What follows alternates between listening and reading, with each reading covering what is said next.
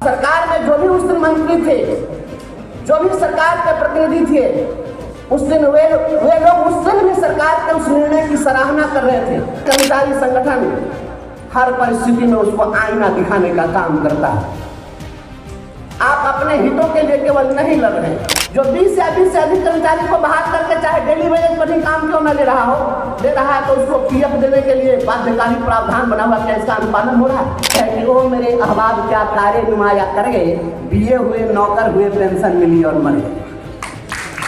नमस्कार, आप देखना शुरू कर चुके हैं लाइव सिटीज को। मेरा नाम अभिषेक है। बिहार सरकार के मंत्री के सामने ही एमएलसी बंशीधर बृजवासी ने पोल खोली और साफ साफ कहा, जब सरकारें होती हैं तो जिस समय जो चीज़ें कही जाती हैं, जो की जाती हैं, उनकी सराहना होती है। जैसे शिक्षा मित्रों की बहाली की गई, उस समय हम शिक्षकों को खराब लगाए, ऐसी व्यवस्था नहीं होनी चाहिए थी। और जब पूर्ण वेतनमान पर बहाली की गई तब भी वही बातें कही जाती हैं। और साथ ही साथ जब व्यवस्था अंधी हो जाए, बहरी हो जाए, तो आंदोलन के रूप में धमाका करना पड़ता है। तो कई बातें एमएलसी बंशीधर बृजवासी ने कही हैं। एक सम्मेलन में वो शामिल हुए थे, इस दौरान बिहार सरकार के मंत्री भी मंच पर मौजूद थे। तो क्या कुछ कह रहे हैं, पहले आप वो सुन लीजिए।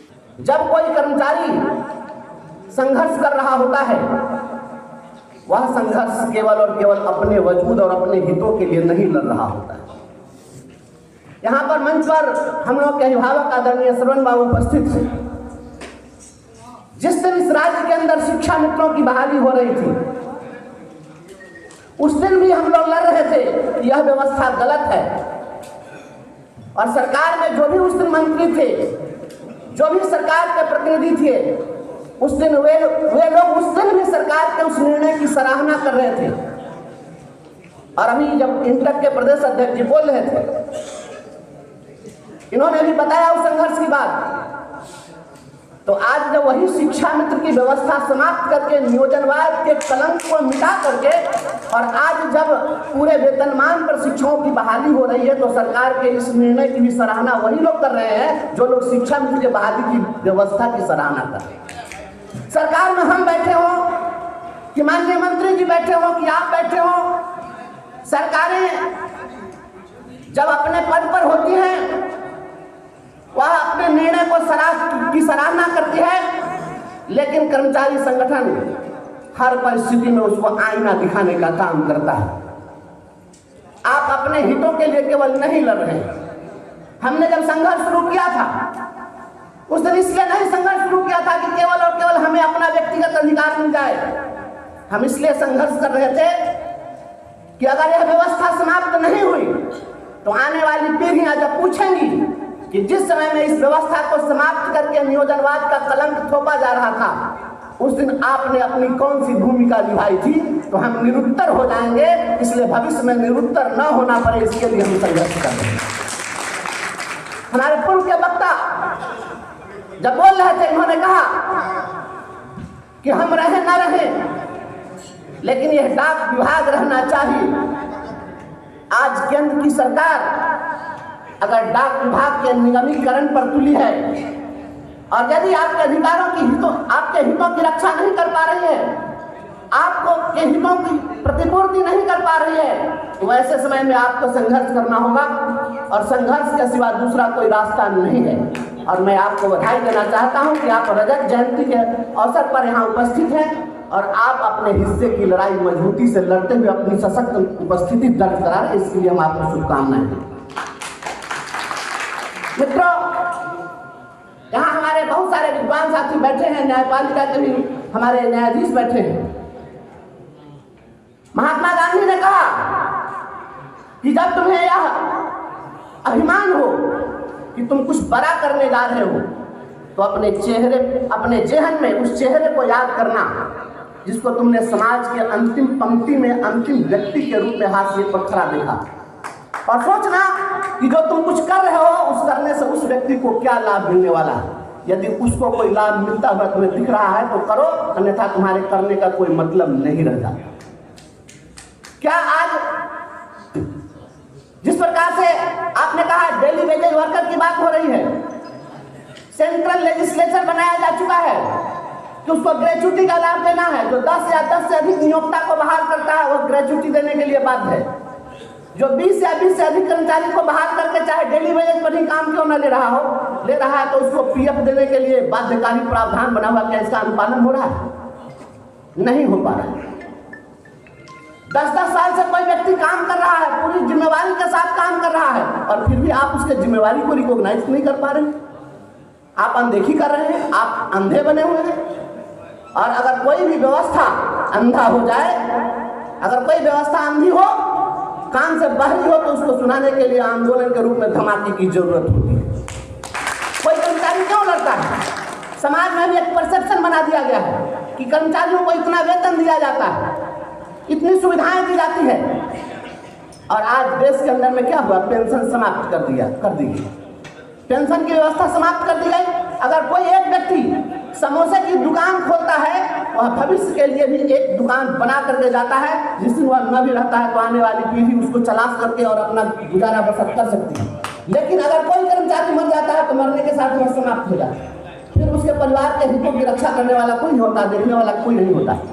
इसलिए कर्मचारी को, कोई भी कर्मचारी हो, चाहे वह शिक्षक हो, डाक विभाग का कर्मचारी हो, किसी भी विभाग का कर्मचारी हो, वह अपना सर्वोत्तम तभी दे सकता है जब वह अपने भविष्य की चिंताओं से मुक्त हो। जब कोई भविष्य की चिंताओं से चिंतित होगा, वह अपना कंट्रीब्यूशन नहीं दे सकता है 100%। वह उस भविष्य की चिंता की पूर्ति में लगा रहता है। तो निश्चित रूप से कर्मचारियों के हितों की रक्षा होनी चाहिए, और तकनीक का प्रयोग हर विभाग में हो। निश्चित रूप से तकनीक कार्यों को आसान बनाने के लिए उपयोगी है, लेकिन तकनीक अगर इंसान की छटनी का कारण बन जाए, मानव के हितों की को अगर वह कुचलने लगे, तो मैं समझता हूं कि वह तकनीक कारगर नहीं है। हमारे ग्रामीण विकास के माननीय मंत्री बैठे हुए हैं, और यहाँ पर मांग भी रखी गई है कि जोड़ा जाए डाक विभाग से बिहार सरकार की योजनाओं को।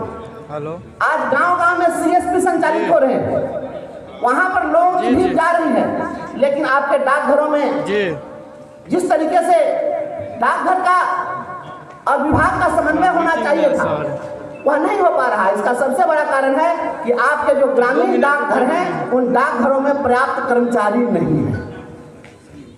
और डाकघर में पर्याप्त कर्मचारी नहीं है, जब आपके पास हैंड्स नहीं होंगे तो आप क्या कर लेंगे? और जो कर्मचारी है उसको आप कहते हैं कि अंशकालिक है, जो बीपीएम है उसको आप अंशकालिक घोषित करके रखते हैं, और अंशकालिक को आप कहते हैं कि आप इतना बीमा करके लाओ, ये काम करके लाओ, वो काम के लाभ करके लाओ, और रात में वह काम कर रहा है, लेकिन आप हैंड्स नहीं बढ़ाएंगे उसका, और वह काम पूरा करके नहीं देगा तो आप उसको फटकार लगाएंगे। हम तो देखे तो मैं बहुत आश्चर्यचकित हूँ। हम लोग को कभी जाते हैं, अगर शिक्षकों के कार्यक्रम में और कोई पदाधिकारी आ गए तो दोनों में एकदम विरोधाभास रहता है। कर्मचारी संगठन में और विभागीय पदाधिकारी में तो सांप नेवले जैसा संबंध होता है, लेकिन मैं मधुर संबंध देख करके चकित हूँ आपके कि आप सभी लोग एक दूसरे का साथ दे रहे हैं। यहाँ पर इतने दूर दूर से लोग आए हैं, तो मैं अभी आप पदाधिकारियों को बहुत इसके लिए सैल्यूट करता हूँ कि आप निश्चित रूप से बेहतर सहयोग समन्वय बना करके रखें। इसके बावजूद सरकार से जो मांगे हैं, चूंकि यहाँ पर तो बिहार सरकार के हमारे माननीय मंत्री बैठे हुए हैं, यह जो आपका विभाग है वह सेंट्रल का विभाग है, लेकिन वहाँ तक बात जानी चाहिए। मैं विधान पार्षद बाद में हूँ, शिक्षक पहले हूँ, कर्मचारी संगठन के नेतृत्वकर्ता के रूप में पहले हूँ। एक बात याद रखिएगा, आप यहाँ जितने लोग बैठे हुए हैं, अकबर इलाहाबादी का एक शेर है कि ओ मेरे अहबाब क्या कारे नुमाया कर गए, बीए हुए नौकर हुए पेंशन मिली और मर गए। अपना हम यहाँ पर आए थे केवल नौकरी करने के लिए और समाप्त हो जाने के लिए नहीं आए। हम जब आए हैं तो अपनी भूमिका तलाशनी होगी। यहाँ जितने लोग बैठे हुए हैं, किसी को कोई नहीं कहा था कि आप नेता बन जाइए, किसी को कोई नहीं कहा होगा कि आप इस लड़ाई को लड़ने के लिए अगुआ बन जाइए। आपने अपनी भूमिका खुद तय की। यहाँ आपने जो अपनी भूमिका खुद चुनी है, निश्चित रूप से आपके मन में संघर्ष की एक ललक है, और संघर्ष के रास्ते से जो आता है, एक उदाहरण से मैं बात समाप्त करता हूँ। पहाड़ से पत्थर टूटते हैं, आप हम सब देखते हैं। आप जहां हम लोग बैठे हुए हैं, इसके नीचे भी पत्थर के छोटे टुकड़े लगे होंगे। डायनामाइट लगा करके उसको तोड़ दिया जाता है बड़े टुकड़ों में, फिर क्रशर में उसको चिप्स के रूप में तोड़ दिया जाता है, फिर उसको ट्रक पर लाया जाता है, फर्श बना दिया जाता है, और उसी पहाड़ से एक दूसरा पत्थर टूटता, और टूटकर नदी की धाराओं के साथ अनवरत संघर्ष करता हुआ आता है बालू के कणों के बीच। और जब आता है और जब वह चिकना सुगढ़ सुंदर पत्थर के रूप में लोगों को मिलता है, उसको लोग शिवलिंग मानकर पूजा करते हैं। दोनों ही पहाड़ से टूटे हुए पत्थर हैं, बस अंतर इतना ही है कि कोई टूटकर सीधे आता है, बिखर जाता है, वह जूते की ठोकर खाता है, और जो संघर्षों के माध्यम से आता है, राह बड़ा कष्टकर है, लेकिन संघर्षों के माध्यम से जब आता है तो शिवलिंग मानकर पूजा जाता है। आप संघर्षों के माध्यम से चल करके अब लोगों के बीच आप अलग जगा रहे हैं। राष्ट्रीय डाक कर्मचारी संघ अगर डाक विभाग को बचाने के लिए लड़ रहा है तो आने वाली पीढ़ियों को संरक्षित करने के लिए प्रयास है। हम इस प्रयास को सैल्यूट करते हुए, इस नए साल की बधाई देते हुए आप तमाम लोगों के संघर्ष की कामयाबी की कामना करके अपनी बात में समाप्त करता हूँ। बहुत बहुत धन्यवाद। तो आपने सुना कि एमएलसी बंशीधर बृजवासी ने क्या कुछ कहा है, किस तरीके से मंत्री के सामने ही व्यवस्था को लेकर पोल खोली है और कई बातें कही हैं, साफ साफ चेतावनी भी दी है और ये तक कह दिया है कहीं कहीं व्यवस्थाएं जब अंधी और बहरी होने लगे तो आंदोलन के रूप में धमाके की जरूरत पड़ती है। तो मैं रही लाइव सिटीज के साथ हमारे यूट्यूब चैनल को सब्सक्राइब करिए, उसको धन्यवाद।